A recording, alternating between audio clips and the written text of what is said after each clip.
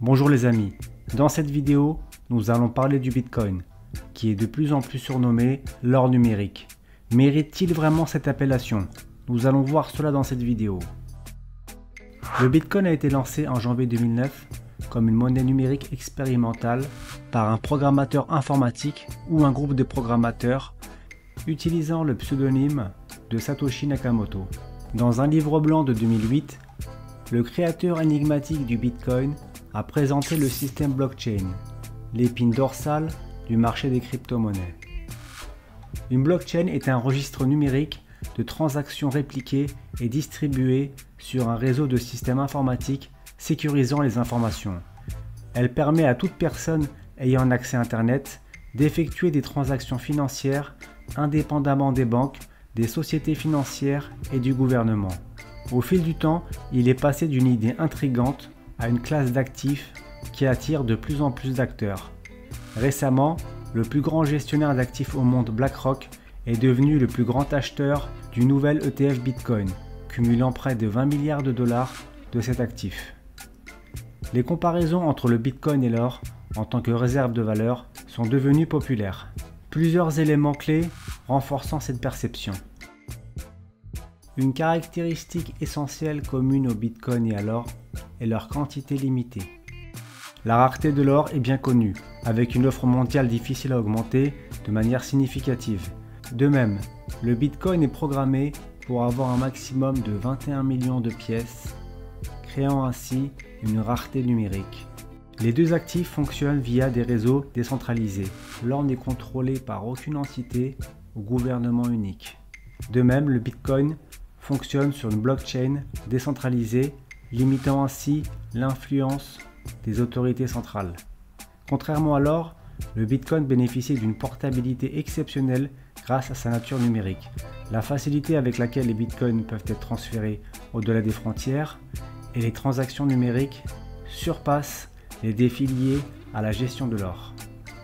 Le Bitcoin est également divisible, permettant des microtransactions en le fractionnant en plus petites unités. L'or est souvent utilisé comme une protection contre l'inflation et l'instabilité économique.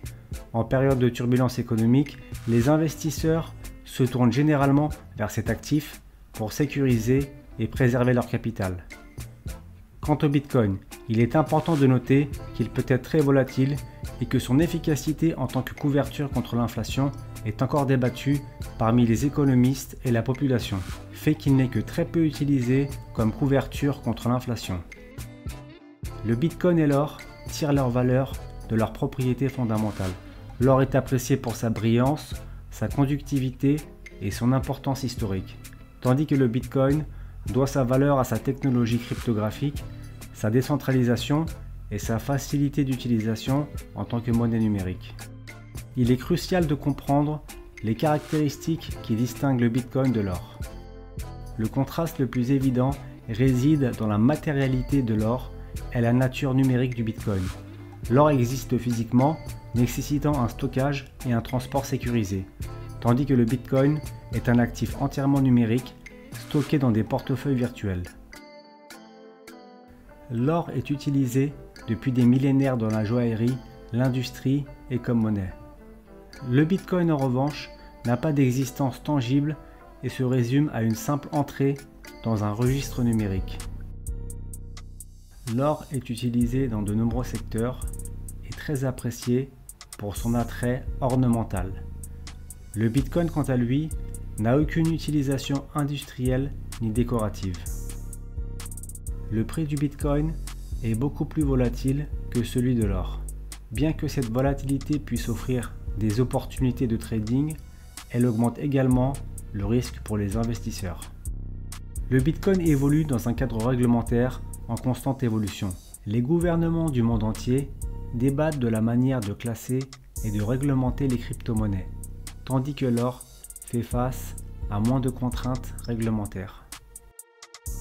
De plus en plus de personnes voient le Bitcoin comme une couverture potentielle comparable aux actifs traditionnels tels que l'or en période d'incertitude économique.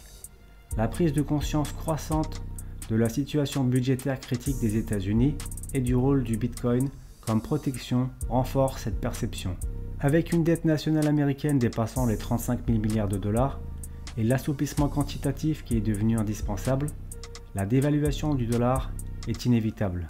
Dans ce contexte, le Bitcoin est perçu comme l'or 2.0, offrant une protection contre ces turbulences financières par les avant-gardistes qui le voient comme un actif clé pour se protéger contre les périodes d'incertitude économique. Malgré cet engouement, il reste à voir s'il pourra pleinement assumer ce rôle. Mais la résilience du Bitcoin et sa présence continue dans le paysage financier montrent que le débat est loin d'être clos. En conclusion, la comparaison entre le Bitcoin et l'or en tant que réserve de valeur repose sur des qualités similaires telles que l'offre limitée, la décentralisation, la mobilité, la divisibilité et leur rôle de couverture contre l'inflation.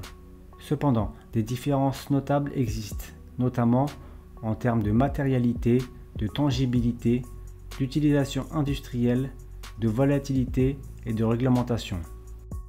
Bien que le Bitcoin partage certaines caractéristiques avec l'or, il demeure une entité numérique distincte, forgeant sa propre voie dans le monde de la finance et de l'investissement. Le débat parmi les investisseurs et les passionnés sur la question de savoir si le Bitcoin est véritablement de l'or numérique est loin d'être clos, reflétant l'évolution continue des crypto-monnaies et leur place dans l'économie mondiale. Pour ma part, je pense que le Bitcoin ne mérite pas l'appellation d'or numérique.